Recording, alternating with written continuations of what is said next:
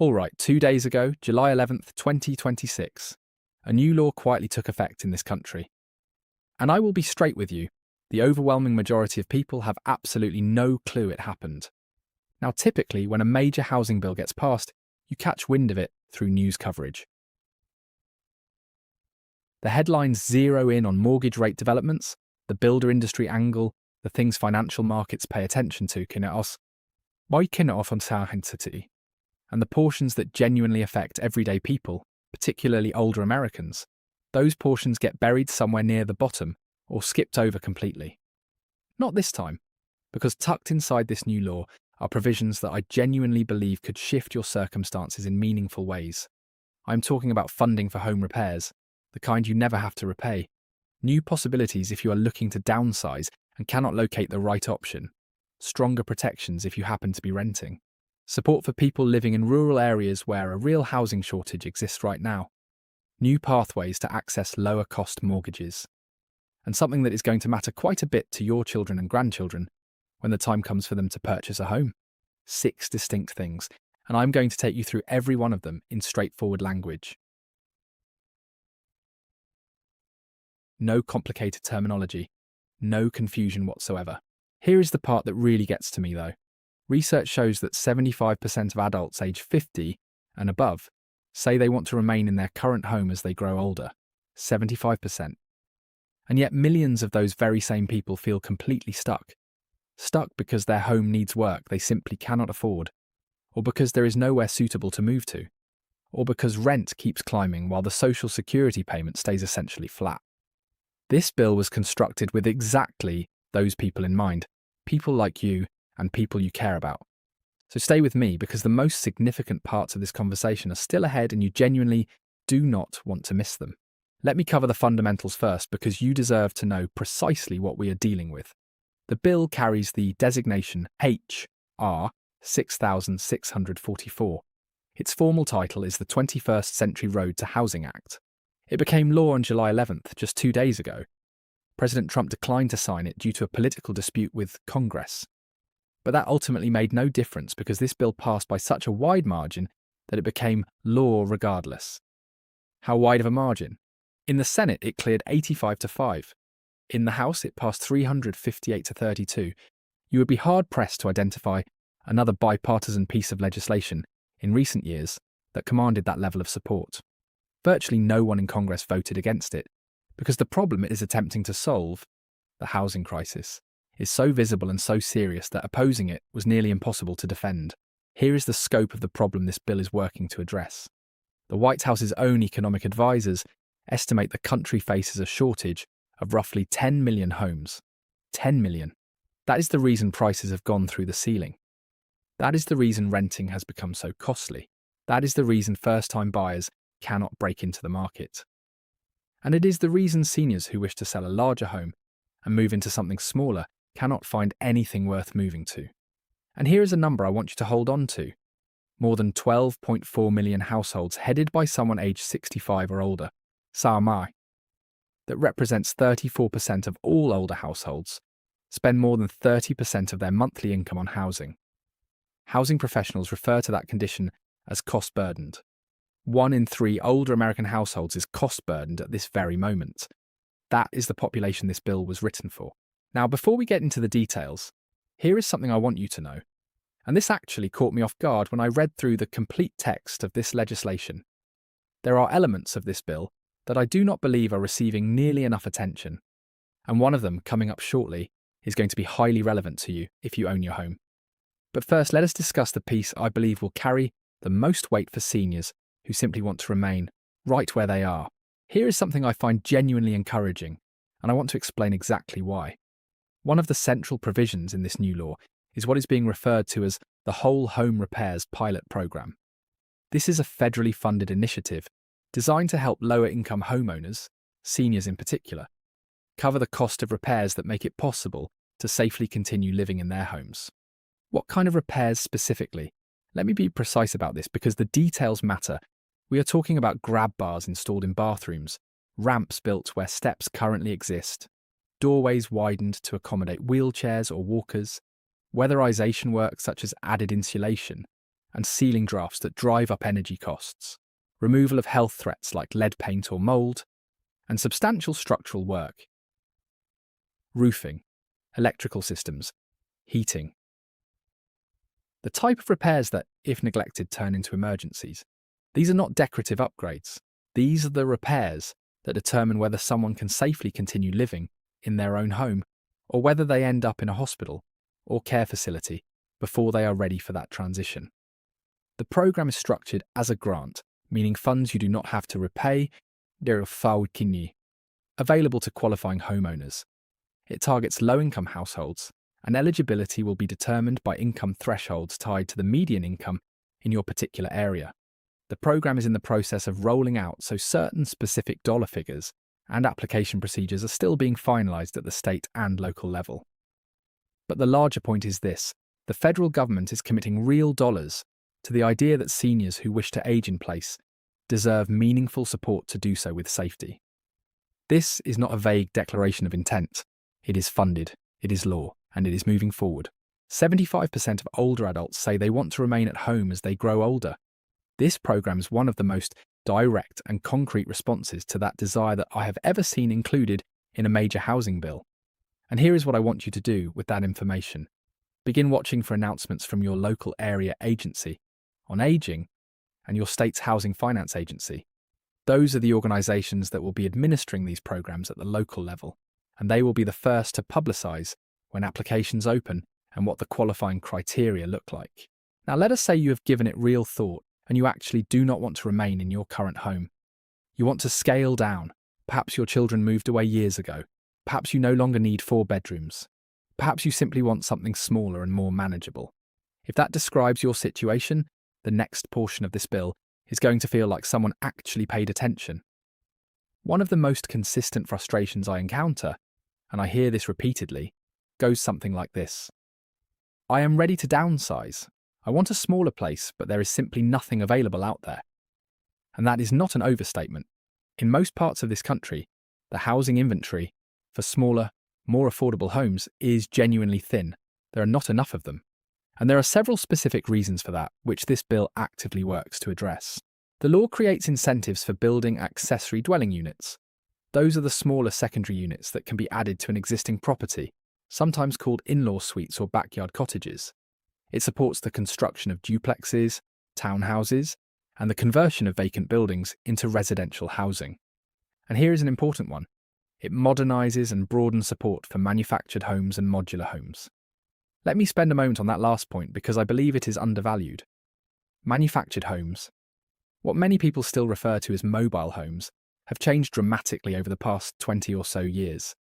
Modern manufactured and modular homes are high quality, energy efficient, and substantially less expensive than traditionally site-built homes. They have historically been underfinanced because lenders applied different standards to them, and they have faced unnecessary zoning barriers in many communities. This bill addresses that directly. It modernises the financing rules for manufactured homes, raises applicable loan limits, directs repair and preservation funding toward manufactured home communities, and works to dismantle the barriers that have prevented this affordable housing option from reaching its full potential. Particularly in rural communities where the housing shortage is actually the most severe, and where manufactured homes make the most practical sense. And here is another component of this. Vacant commercial and industrial buildings will be converted into residential housing through a newly established pilot programme. Consider the empty office buildings you have driven past, the shuttered shopping centres, the closed factories. There are millions of square feet of unused space scattered across this country. And this bill is going to help communities transform some of that space into homes, including affordable ones. What does all of this mean for someone looking to downsize? It means that over the coming years, you should begin to see more available options, greater variety in what is on the market, more price points represented, more choices in the communities where you actually want to live. Is this going to happen immediately?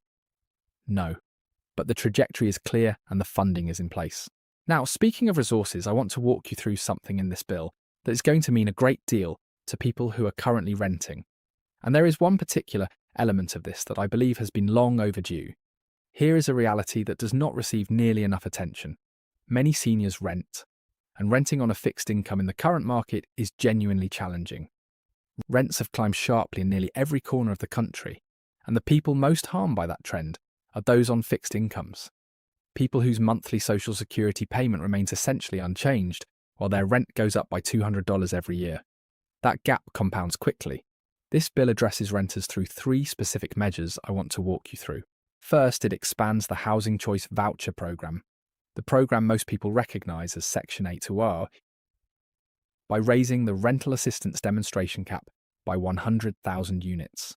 That means more federally assisted units available, more people able to access vouchers. The bill also includes language aimed at making it easier for landlords and properties to participate in the program. That final piece is significant because one of the persistent sources of frustration with the voucher program has been that a large number of landlords simply refuse to accept them. The new law works to lower those barriers so that seniors holding vouchers actually have real places where they can use them. Second, the bill directs focused attention toward preserving existing public and rural rental housing. The affordable units already in existence, but at risk of being converted to market rate housing or sold off. Losing affordable units is every bit as damaging as failing to build new ones. This bill recognises that reality. Third, and this is the piece I really want you to absorb, the bill establishes a formal complaint resource for tenants of large corporate landlords. Here is why that matters. In recent years, large investment companies have acquired tens of thousands of rental units across the country. And when a massive corporation owns your apartment building and something goes wrong, your heat stops working, your lease terms are not being honoured, they are attempting to raise your rent in ways that do not feel legitimate. You do not have many places to turn. They have entire legal departments. You have a letter you drafted at your kitchen table. This complaint resource gives renters somewhere to go, a federal mechanism for documenting and escalating disputes with large corporate landlords. It is not a cure-all, but it is something that did not previously exist.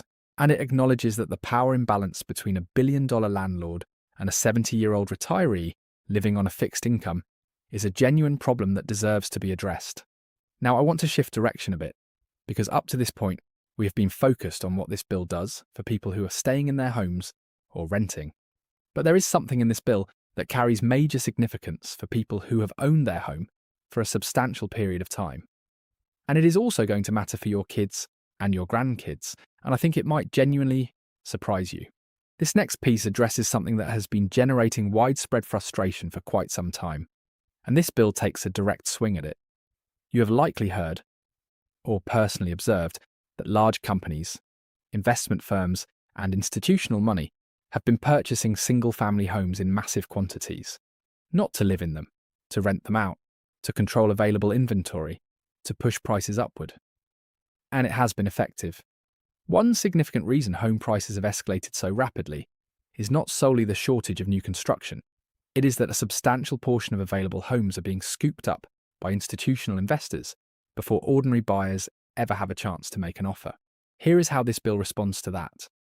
Any company or investment group that controls at least 350 single-family homes will generally be prohibited from purchasing additional existing homes. That restriction activates 180 days after the law took effect, meaning we are looking at approximately January 2027 before full enforcement begins. Now, I want to be candid here, and this is where I will share my honest assessment. There are ways to work around this. A group of 10 wealthy investors who were previously pooling their resources to purchase homes could theoretically divide their activity and each individually acquire up to 350 homes. Congress is aware of this, and if they begin observing people exploiting that gap, I fully expect them to return with tighter language. It is also important to understand that corporations are not being required to sell the homes they already hold. The law restricts future acquisitions, not existing portfolios, so the impact will unfold gradually. But here is what I believe the long-term effect will be. If institutional buyers are meaningfully pulled back from the market, more existing homes become accessible to individual buyers. People like your children, your grandchildren, first-time buyers who have grown deeply discouraged after repeatedly losing out to all cash offers from companies they have never even heard of. That experience has been profoundly disheartening for an entire generation of people who want to own a home. This law is working to change that dynamic. And there is one more element connected to home ownership that I want to highlight because it is genuinely clever and far too few people know it exists. The bill establishes a pilot program for small dollar mortgages, loans of $100,000 or less, which may include assistance covering down payments, closing costs, appraisals, and title insurance. This might sound modest, but consider who it actually helps. Seniors looking to purchase a modest, affordable home in a smaller market, or someone who simply needs a small loan to close a financial gap. Lenders have historically avoided these smaller mortgages because the profit margins do not justify the administrative cost. This pilot is specifically designed to resolve that problem. There is one final major area this bill addresses, and it is the one most likely to matter to people who live outside of large metropolitan areas. I want to make sure you hear this clearly. If you live in a rural community, a small town, or even a suburb that has not experienced much new construction in recent years, this portion is for you. One of the core goals of this law is to cut through the bureaucratic obstacles that make building new homes so difficult. That means two things primarily. First, zoning reform.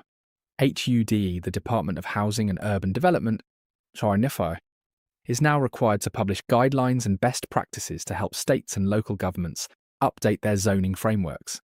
In plain language, a great many communities have rules currently in effect that make it unlawful to build anything other than a large, single-family home on a particular lot. No duplexes, no townhouses, no small apartment buildings. Those rules made some sense in a different era. They make very little sense now, when the country is short roughly 10 million homes. This law pushes communities to revise those rules so that builders can actually construct more housing, more quickly, in more locations. Second, faster approval timelines. The law streamlines certain federal environmental review processes for infill development, that is, building on land already located within developed areas, and for federally supported housing projects. Approvals that previously required years can now move through more efficiently.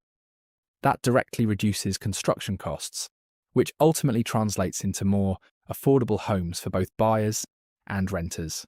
And then there is the manufactured and modular housing piece I touched on earlier, which carries particular importance for rural communities. In many rural areas, there is almost nothing available to purchase. No apartment complex under construction, no new subdivision breaking ground. But there is land, and there are manufactured homes that can be placed on that land at accessible price points. This bill removes many of the financing and regulatory hurdles that have been holding that option back. The bottom line on all of this zoning and construction reform is this: it is not something you will feel next week. These changes work gradually over time, but the direction is unmistakably toward more housing, in more places at more varied price points, and that ultimately means reduced pressure across the entire market, including for seniors. Now let me pull everything together for you, because I want to make sure you are leaving this video with a clear and complete picture. Here is what the 21st Century Road to Housing Act, H.R. 6644, which became law on July 11, 2026, does for older Americans. Let me give it to you cleanly. 1. Namamira, home repairs that allow you to age in place with safety. The Whole Home Repairs pilot delivers grant funding for items like grab bars, ramps, widened doorways, weatherization, and major structural repairs. The objective is to help low-income seniors remain at home safely. Watch your local area agency on aging for application information. 2AT to expanded downsizing options.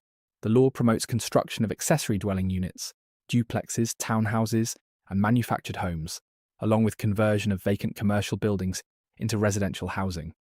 More choices and more price ranges will become available over time. 3. Stronger rental protections. The Housing Choice Voucher Program is expanded by 100,000 units. Existing affordable rental housing is being actively preserved, and a brand new complaint resource for tenants of large corporate landlords is now in place. 4.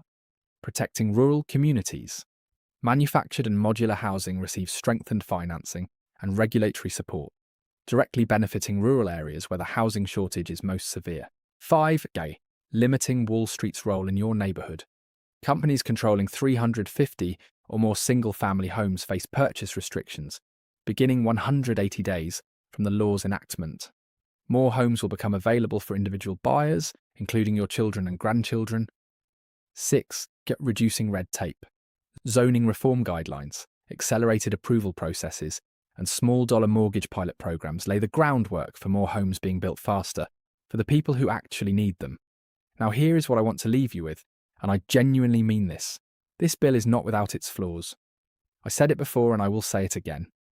The 180-day window before the Wall Street purchasing restrictions activate is frustrating. The potential for wealthy investors to work around the 350 home threshold is a legitimate concern. Programs like the whole home repairs pilot still need to be implemented at the local level, and that process takes time. But here is what is equally true. This is the most serious, most substantive, and most broadly bipartisan housing bill this country has enacted in a very long time. 85-5 in the Senate, 358-32 in the House. This was not a close decision. The representatives we sent to Washington looked at the housing crisis, looked at what it is doing to seniors, to renters, to first-time buyers, to rural communities, and they reached an agreement that almost never happens anymore. And what they agreed on is that something needed to change, for you and for people like you. These provisions can only help people who are aware they exist. So if this video is useful to you, please share it. Send it to someone who has been quietly struggling with a home repair they cannot afford. Pass it along to a family member who has been growing frustrated, trying to locate a smaller place to live. Forward it to a grandchild who has been priced out of purchasing their first home. That is genuinely the most valuable thing you can do right now. Drop your questions in the comments section below. I read every single one, and your questions directly shape what I create next. So if you want me to go deeper on any of these provisions, the manufactured housing details, the voucher program mechanics, what small dollar mortgages actually look like in real practice, let me know and I will build that video. If you found value in this one, give it a like, subscribe to the channel, and hit the notification bell so you do not miss what comes next.